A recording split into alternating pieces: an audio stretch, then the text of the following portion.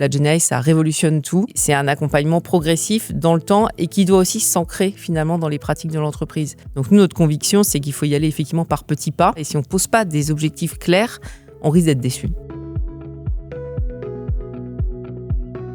La GenAI s'est invitée dans le quotidien des entreprises. Si certaines le voient comme un risque, d'autres ont compris que la peur n'évite pas le danger.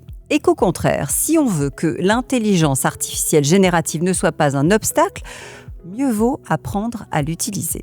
Cela implique bien sûr de l'inclure dans une stratégie et de ne pas rechigner à repenser les process. Vous avez le sentiment qu'on a convaincu véritablement de cette utilisation de l'IA générative au sein de PwC France et Maghreb, ou c'est encore quelque chose qui demande à être revisité? Chez PwC, on a été assez précurseurs. On s'est très vite emparé de ce sujet-là et on y a vu une opportunité clairement. On a mis à disposition très vite, notamment donc des licences Copilot pour l'ensemble des collaborateurs. La première année, on a laissé les collaborateurs plutôt expérimenter par eux-mêmes. Et je dirais depuis 6-8 mois, on s'est rendu compte qu'il y avait justement cet accompagnement était quand même nécessaire. Donc on a renforcé l'accompagnement. Et l'accompagnement surtout pour aller au-delà de l'usage standard de Copilot pour gagner en efficacité encore plus que ce qu'on avait pu déjà expérimenter auparavant. L'agent, pour vous, c'est ça la vraie révolution? Alors, un agent, qu'est-ce que ça fait? Ça va répondre à un use case, potentiellement un scénario automatisé, potentiellement l'interaction avec un ensemble de connaissances, un ensemble d'outils, mais il y a une cible, l'agent est une partie de l'IA qui va permettre d'automatiser un use case particulier. Ces agents-là peuvent aussi avoir d'autres, non seulement aller chercher de l'information, mais également faire de l'analyse très spécifique. Donc on n'est pas que dans les agents qui vont chercher de l'information, mais aussi ceux qui vont nous aider à faire des choses qu'on n'aurait pas imaginées auparavant. Vous vous étiez mis des objectifs chiffrés? On a des objectifs assez élevés et on est content parce qu'on les a atteints en très grande partie. On est autour de 80% des collaborateurs qui aujourd'hui ont une licence Copilot et l'utilisent au moins une fois, voire quotidiennement. Bien. Alors justement, si on veut éveiller ses consciences, on commence par quoi? Si on veut avoir cette véritable stratégie de développement et de transformation?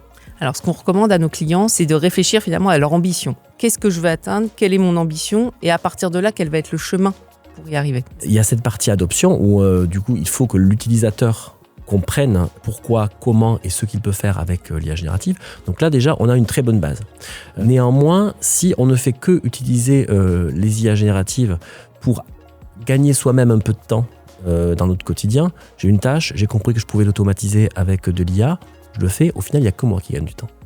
Il faut repenser le process, pas que le process, d'ailleurs, la façon de travailler, pour que ce ne soit pas uniquement de la productivité personnelle, mais que le process complet intègre l'IA. Non pas pour remplacer des gens, mais pour améliorer l'efficacité opérationnelle de toute une équipe.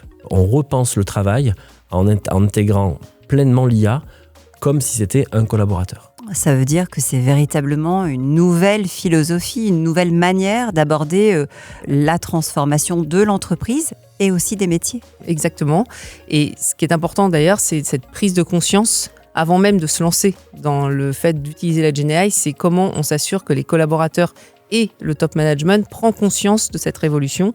Et nous, dans notre manière d'aborder le sujet avec nos clients, on pense que c'est clé d'avoir toute cette acculturation, ce qu'on appelle l'awareness à la GenAI, avant même de se dire concrètement comment les choses vont changer dans mon quotidien. Vous m'avez expliqué que la bonne méthode, c'était de procéder par petits cercles finalement. C'est je convainc 10% et puis j'élargis. C'est exactement ce qu'on constate. C'est que le risque, c'est si on ouvre la GenAI à tous, alors certains vont s'en emparer, vont tout de suite trouver des choses intéressantes à faire avec. D'autres vont essayer, puis finalement vont se rendre compte que c'est pas si simple que ça, qu'ils ont besoin d'être accompagnés et donc vont abandonner. Donc nous, notre conviction, c'est qu'il faut y aller effectivement par petits pas.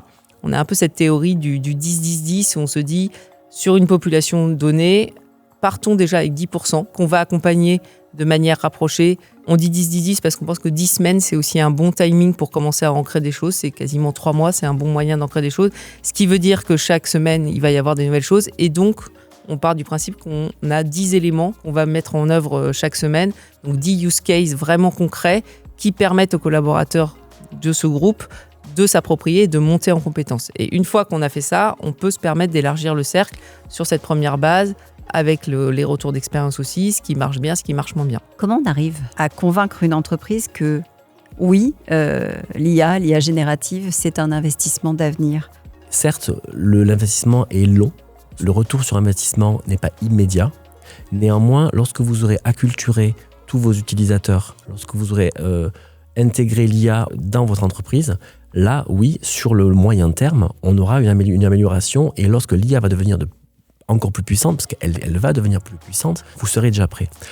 J'imagine dans 3, 4 ans, 5 ans, une entreprise qui n'aurait pas pris ce train aujourd'hui et qui vont se retrouver avec en face d'eux des boîtes qui, eux, auront déjà intégré l'IA dans leur quotidien. Et avec un nouveau type d'IA arrivant, une nouvelle qualité d'IA, eux seront déjà prêts à rapidement assurer ce virage. Quelqu'un qui démarrerait trop tard se retrouverait dans le wagon d'après. La GenAI, ça révolutionne tout. Et il y a une espèce de petite voix qui dit aussi ça va être facile. C'est un chemin, c'est une journey. Et si on ne prend pas conscience de ça et si on ne pose pas des objectifs clairs, on risque d'être déçu. Je vous propose qu'on regarde tout de suite ce que Copilot, que vous connaissez bien, pense de notre entretien. Et s'il a une question, ou peut-être plusieurs, à vous poser. L'IA générative voudrait savoir comment vous prévoyez de maintenir l'engagement des collaborateurs à long terme. Avec la manière dont nous, on déploie l'IA, on identifie ces champions. Donc ces champions, c'est un réseau sur lequel on continuera de s'appuyer, qu'on va utiliser pour diffuser toutes les bonnes pratiques d'usage de l'IA. Donc ce réseau, c'est clé. Et il doit être bâti pendant le projet, mais il doit être pérennisé. Et ce n'est pas quelque chose qui, effectivement, est anecdotique. Après, il y a aussi donner de la visibilité sur les usages réels.